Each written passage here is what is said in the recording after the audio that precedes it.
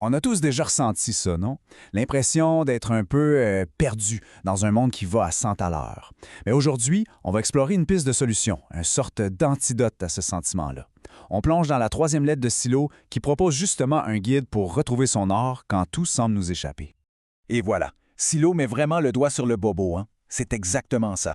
Il dit « Les transformations qui se produisent prennent des directions inattendues, produisant une désorientation générale. » C'est fou comme c'est juste. On est bombardé d'informations, de stimuli, mais au final, ça nous embrouille plus qu'autre chose. On se sent paralysé.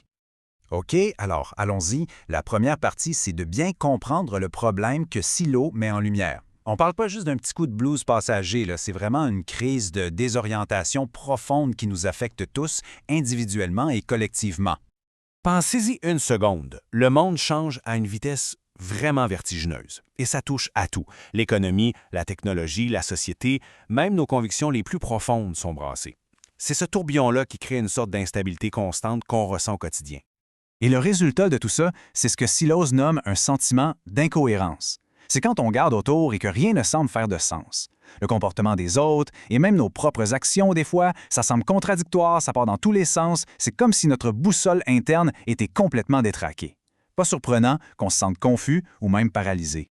Bon, ok, le constat est assez sombre. Mais alors, on fait quoi?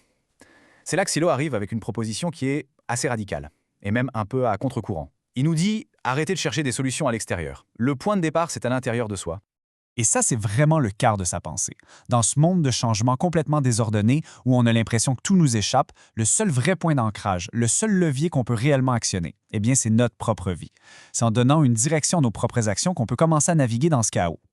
Mais attention, quand on parle d'agir sur sa propre vie, c'est pas quelque chose d'abstrait qui se passe juste dans notre tête. Silo nous parle de notre situation. C'est quoi ça?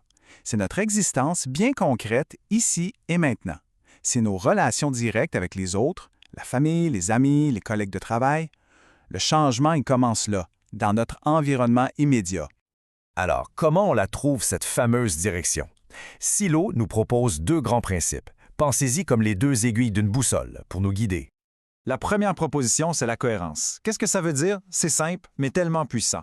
Penser, sentir et agir dans la même direction. S'assurer que notre tête, notre cœur et nos actions sont alignés. Quand ça marche, on bâtit quelque chose de vraiment solide en soi. Et la deuxième proposition, elle vient compléter la première en l'ouvrant sur les autres. C'est la solidarité. Traiter les autres comme on voudrait être traité. La fameuse règle d'or. C'est là qu'on comprend que la cohérence personnelle et l'action sociale, ce sont les deux faces de la même médaille. On ne peut pas avoir l'un sans l'autre.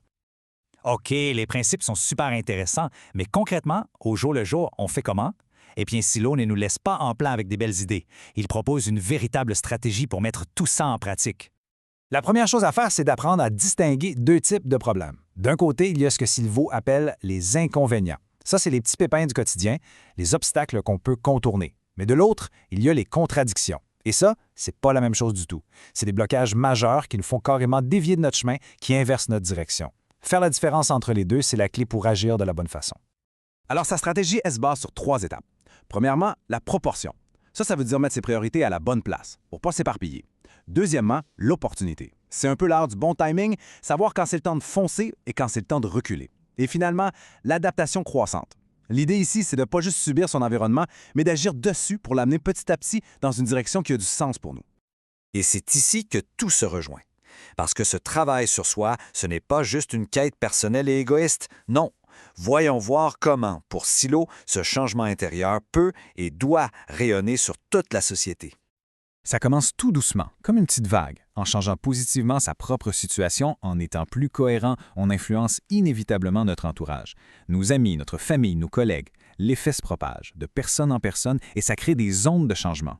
Et ces petites vagues, quand elles se rencontrent, elles peuvent créer quelque chose de bien plus grand. Cette perspective qu'on partage, cet élan, ça peut bâtir un nouveau réseau de relations humaines. C'est ça, la vision de Silo. Une nouvelle solidarité qui se crée, qui est capable de retisser les liens sociaux et de faire front à la culture de l'isolement et de l'individualisme qui nous gruge au mal ces temps-ci. Et ça nous laisse avec la grande question finalement. La question qui résume tout le défi, mais aussi tout le potentiel de la pensée de Silo. Est-ce qu'une action cohérente, menée à l'échelle de sa propre vie, peut vraiment, ultimement, changer le monde? Je pense que c'est une question qui vaut la peine de se poser.